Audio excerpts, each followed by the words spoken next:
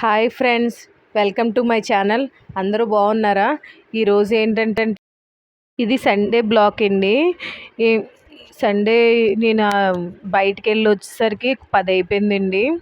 ఇంకా పాపకు కొంచెం హాస్టల్కి స్నాక్స్ అది పంపించాలని కొంచెం రెడీ చేస్తున్నాను.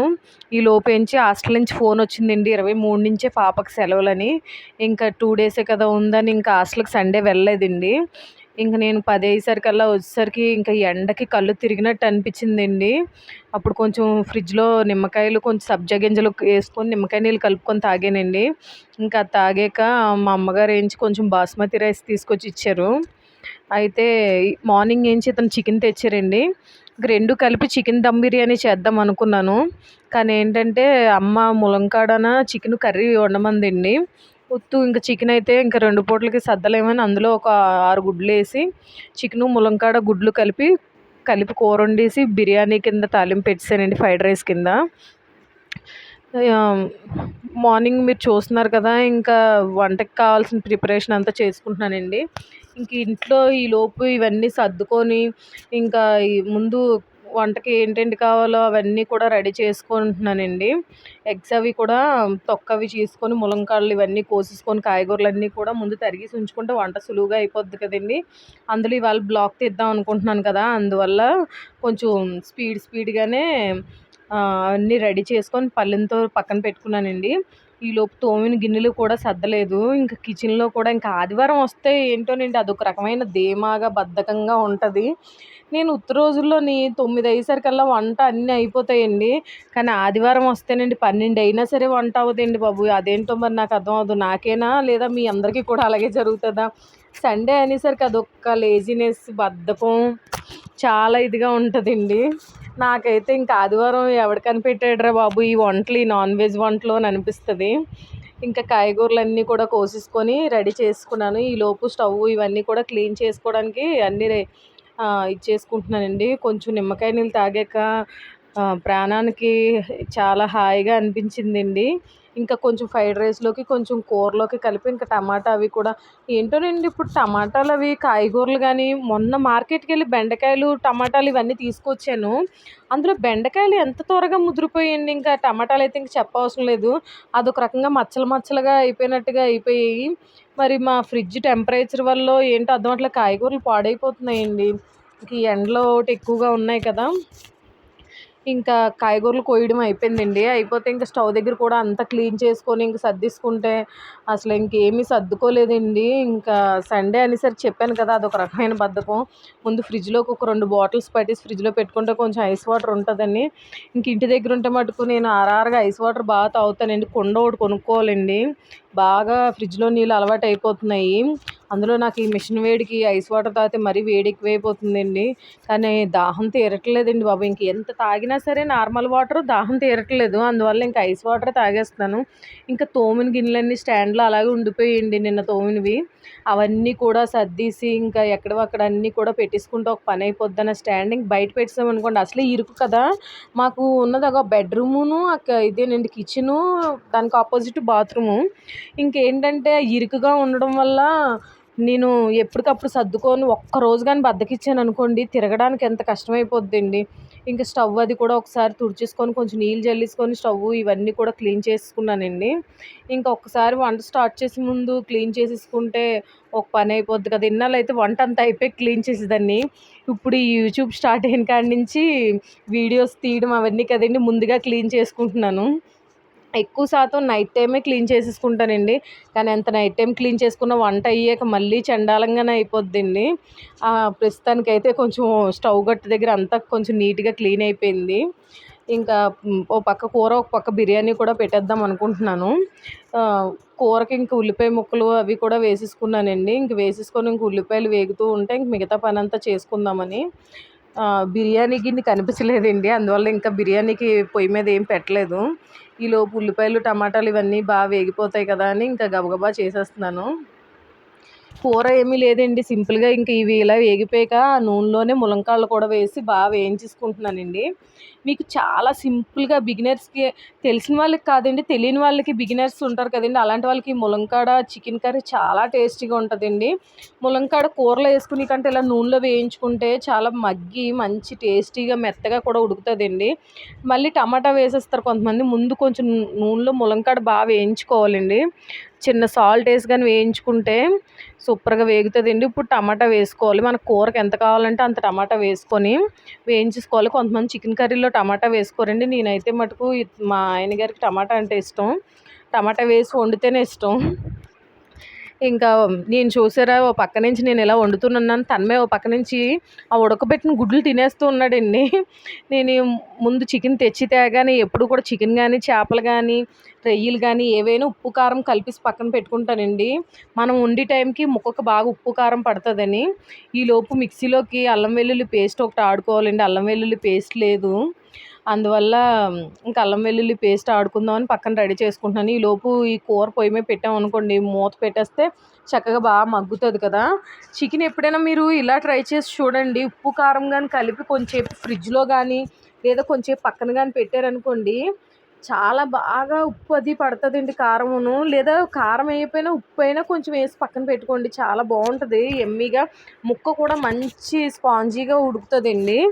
ఏంటోనండి ఇప్పుడు చికెన్ కూడా అదొక రకంగా లబ్బర్లా సాగుతుందండి, మరి మా సైడు ఇంకేంటో అర్థం అవట్లేదు. ఒక్కొక్కసారి మళ్ళీ బాగానే ఉంటుందండి, ఒక్కొక్కసారి చాలా దారుణంగా ఉంటుంది. ఇంక నేను ఈ లోపు ఇది అయ్యి కూర ఈ లోపల అల్లం వెల్లుల్లి పేస్ట్ కూడా ఆడేస్తున్నానండి, ఎందుకంటే పక్కన ఫ్రైడ్ రైస్కి కూడా మళ్ళీ అదే ఫ్రైడ్ రైస్ అంటే బిర్యానీ లాగండి, ఇంకా దానికి కూడా అల్లం వెల్లుల్లి పేస్ట్ కావాలి కదా కంపల్సరీ. ఒక్కొక్కసారి నాకు చికెన్ కర్రీ వండేటప్పుడు అల్లం వెల్లుల్లి పేస్ట్ లేకపోయినా సరే నేను పెద్దగా గరం మసాలాలు కూడా వాడనండి, మా ఆయన గారికి అస్సలు నచ్చదు. మా ఆయన గారికి కాదండి, మాకు కూడా ఇంక ఈ ఎండలకి, ఇంక ఎండాకాలం ఎన్ని రోజులు కూడా గరం మసాలా లామొగ్గ అవన్నీ తగ్గిస్తానండి కొంచెం. ఇప్పుడు అల్లం వెల్లుల్లి పేస్ట్ ఆడేసుకున్నాక చికెన్కి కూడా బాగా ఈ మూత పెట్టకుండానే మగ్గిస్తేనే చికెన్లో ఉన్న వాటరు నీసు వాసన అంతా పోద్దండి. చాలామంది ఏంటంటే చికెన్ వేయగానే మూత పెట్టేస్తారు, అలా కాదండి, ఒక హాఫ్ అన్ అవర్ ఇలా వేయించుకున్నాక ఇప్పుడు మూత పెట్టుకుంటే మనకి అందులో ఉన్న వాటర్ అంతా బయటకు వస్తుందండి.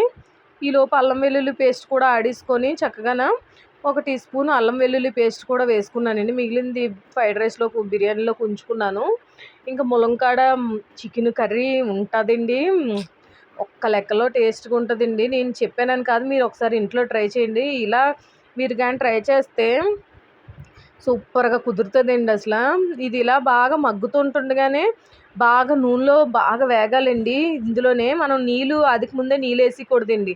చాలామంది పాపం తెలియక ఏం చేస్తారంటే ఇలా చికెను కొంచెం అటు ఇటు మూత పెట్టి ఒక 5 నిమిషాలు మగ్గగానే ఒక గ్లాస్ వాటర్ అలా వేసేస్తారండి, అలా కాకుండా కొంచెం ఇలా బాగా వేయించి, నేను మీకు ఫాస్ట్ ఫార్వర్డ్లో పెట్టానండి, కానీ మినిమం నేను ఒక 20 నిమిషాలైనా సరే చూసారా అడుగంటింది, చక్కగా అలాగ రోస్ట్గా అడుగంటిలాగా కలుపుతూ బాగా వేయించుకోవాలండి.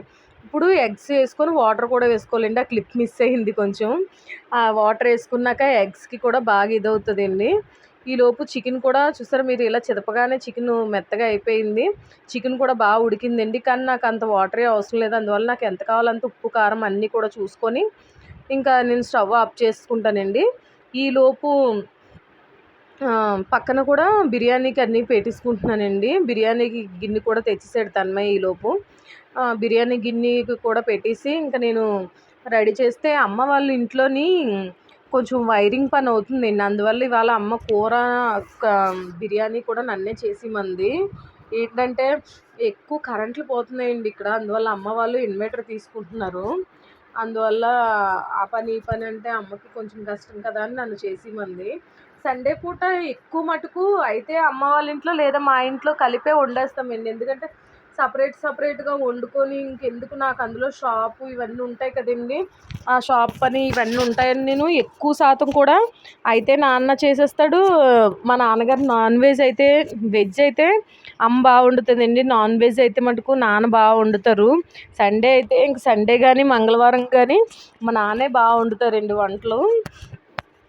ఇవాళ మటుకు ఇంక నన్ను చేసిమన్నారు, వైరింగ్ అతను వచ్చారు కదా, అతని చేత వైరింగ్ అవి చేయిస్తున్నారు. ఈలోపు నేను బిర్యానీకి కూడా తిరగమాత పెట్టేసుకుంటున్నానండి. హోల్ గరం మసాలా దినుసులు అన్నీ వేసేసుకున్నాను, అవి వేసుకోగానే 2 పచ్చిమిర్చి ఒక ఉల్లిపాయ కోసి వేసుకున్నానండి పొడుగ్గా చీలికలు. ఎందుకంటే తన్మయ్యకి అస్సలు ఘాటు ఉంటే తినండి, లేదంటే బిర్యానీ అంటే చాలండి వాడు చాలా ఇష్టంగా తింటాడు. ఇది నేను నార్మల్గా ఎప్పుడు నార్మల్ రైస్తో చేస్తానండి, వీడికి బాస్మతి రైస్ అంటే బిర్యానీ చాలా ఇష్టం అండి. ఆడు ముందు నుంచి చెప్తున్నాడు అండి, నాకు బాస్మతి రైస్ కదా, నాకు ఎంచి ఘాటు వేయకు మమ్మీ, పచ్చిమిర్చి వేయద్దు. ఆ పచ్చిమిర్చి కూడా 4 కోస్తే రెండే వేయనిచ్చాడండి, 2 కూడా పక్కన వేయనివ్వలేదు. వాడు ఏంటంటే పచ్చిమిరకాయల వల్ల ఏదో కారం వచ్చేస్తుందని ఫీల్ అయిపోతాడండి, అసలు పచ్చిమిర్చి వేయనివ్వడు ఇందులో కూడా. నేను అలానే ఇంకా గరం మసాలాలు అవి మిక్సీలు కొట్టి ఏమి వేయనండి. ఇంకా ఇది ఇలా మగ్గుతుంటుండగానే టమాటా ఇది అన్నీ వేసి ఉంటే పెరుగు వేసుకోవచ్చండి. నా దగ్గర పెరుగు లేదు, అందువల్ల నేను పెరుగు వేసుకోలేదు. ఇది బాగా మరిగాక ఎసరు వేసేసుకోవడమేనండి. నేను అమ్మ వాళ్ళకి మాకు కలిపి 3 గ్లాసులు బిర్యానీ తాలింపు పెట్టానండి. 3 గ్లాసుల బిర్యానీకి 6 గ్లాసులు వాటర్ వేసుకోవాలి. బాస్మతి రైస్ కదా, కొంచెం ఒక అర గ్లాస్ తగ్గించుకుంటే బాగా వస్తుందండి. ఇంకా వాటర్ కూడా కంప్లీట్గా 1కి 2 వేసుకోవాలండి. బాస్మతి రైస్కి కొంచెం తగ్గించుకుంటే సరిపోద్ది. నేను ఇంకా అది చూసుకొని వాటర్ కూడా వేసేసుకున్నాను. ఏంటంటే 3 గ్లాసులకి ఇంత పెద్ద గిన్నె పెట్టింది అని అనుకుంటున్నారా? అసలు బిర్యానీ గిన్నె కనిపించలేదండి, పైన గదిలో ఎక్కడో ఉంది. ఇంక పైకి ఎక్కి ఓపిక లేక తను ఇంక ఈ గిన్నె తెచ్చాడు. వాడి చేతికి ఏది అందితే అది తెచ్చేస్తాడండి. మీరు ఒకసారి చూస్తున్నారు తను ఎంత సాహసం చేస్తున్నాడు, ఎంత బలవంతుడో. ఇంకా మా అబ్బాయి అంత బలవంతుడు ఎవ్వరూ ఉండరండి. ఇది స్వీట్ కార్న్ పొత్తులు తొక్కోలరా అంటే ఒలుస్తున్నాడండి. అయితే ముక్కల కింద కోసి ఇరుద్దాం అనుకుంటే వాడేంచి నేను ఇరుస్తానమ్మా ఇవ్వని ఆ ఒక్క ముక్కని ఇరడానికి ఆడికి ఎంత టైం పట్టిందండి. అస్సలు బలం ఉండట్లేదండి. తిండి అస్సలు తిండి, చిల్లర తిండి తప్ప అన్నం తినమంటే అస్సలు తిండు. చూసారా స్కెల్టన్ లాగా ఎముకలు అవి ఎలా కనిపిస్తున్నాయో. ఇంకా అల్లరి తిరుగుతూనే ఉంటాడండి అస్సలు. ఇంకా స్వీట్ కార్న్ కూడా ఈ ఉడకబెట్టేయాలంట. స్టవ్ ఖాళీ లేదురా అంటే పక్కన పెట్టాను. ఈ లోపేంచి చికెన్ కూడా కంప్లీట్ అయిపోయిందండి. ఫ్రైడ్ రైస్కి కూడా అన్నీ మూత పెట్టేసి ఇంకా తీసాను. ఇంకా అమ్మ వాళ్ళకి కూడా గిన్నె నిండా తీసి పంపించేస్తున్నానండి. ఇంకా మేడ మీద ఇంకా అమ్మ నాన్న తనువే కదండి, వాళ్ళకి కూడా సగం కూర కూడా తీసేసి ఇంక మేడ మీద పంపించేస్తే ఇంకా మాకు ఇంకా సరిపోద్దండి. అలాగా ఇంకా వర్షిణి దగ్గరికి వెళ్ళనని సరేండి ఇతను, ఎందుకంటే రేపే కదా వెళ్ళి తీసుకొచ్చేస్తావు, ఇంకెందుకు ఒక్కరోజుకే హాస్టల్కి వెళ్ళడం అని ఇంక వెళ్ళలేదండి సండే. నాకు అదే ఇంక ఏదైనా ఇలా వండితే ఇంకా పాప కాసే మనసులో ఆగుతుందండి. అయ్యో అదేం వాళ్ళకి కూడా హాస్టల్లో ప్రతి సండే చికెను బిర్యానీ కంపల్సరీ వండుతారండి. వాళ్ళ ఫుడ్ అయితే మటుకు మెనూ చాలా బాగుంటుందండి హాస్టల్లో. ఇలా ఇది అవ్వగానే నేను కూడా పెట్టుకొని తినేసానండి. ఆల్రెడీ మార్నింగ్ ఇంక టిఫిన్ చేయలేదు కదా, నిమ్మకాయ నీళ్ళు తాగి ఇంకా వంట అంతా స్టార్ట్ చేశాను. ఇంకా వంట అంతా అవ్వగానే ఇంకా వేడి మీదే నేను కూడా కొంచెం పెట్టుకొని తినేసానండి. ఇంకా తినగానే ఇంకా అప్పుడు ఒక్క గడి జారబడ్డానండి. నెక్స్ట్ ఈవినింగ్ పెళ్ళికి వెళ్ళాలి, అందువల్ల ఇంకా తక్కువ అందుకే వండానండి. అసలు మామూలుగా అయితే మాకు అమ్మ వాళ్ళకైతే 1 కేజీ వండితే కరెక్ట్గా సరిపోద్దండి, కానీ ఇంకా తగ్గించే చేశాను. ఇంకా నేను కూడా బిర్యానీ తినేసాక ఇంకా కంప్లీట్గా కొంచెంసేపు రెస్ట్ తీసుకున్నాను. ఇంక ఈవినింగ్ మళ్ళీ షాప్కి వెళ్ళి పని ఉందండి. ఇంకా అవన్నీ చూసుకొని, చాలామంది మా ఛానల్ని చూస్తున్నారు కానివ్వండి సబ్స్క్రైబ్ చేసుకోవట్లేదు. సబ్స్క్రైబ్ చేసుకొని లైక్ చేసి కొంచెం షేర్ చేయండి, నాకు చాలా మోటివేషన్గా ఉంటుంది. నెక్స్ట్ ఏంటంటేనండి, మీరు మా ఛానల్ని చూస్తున్న వాళ్ళు నేను ఇంకా ఏ రకంగా వీడియోస్ చేయాలో కామెంట్ చేయండి. నేను తప్పకుండా ట్రై చేస్తాను ఆ వీడియోస్ తీయడానికి. సరేనండి, ఇంకా అందరికీ బాయ్. నేను ఇంక ఈ వీడియోని ఇక్కడితో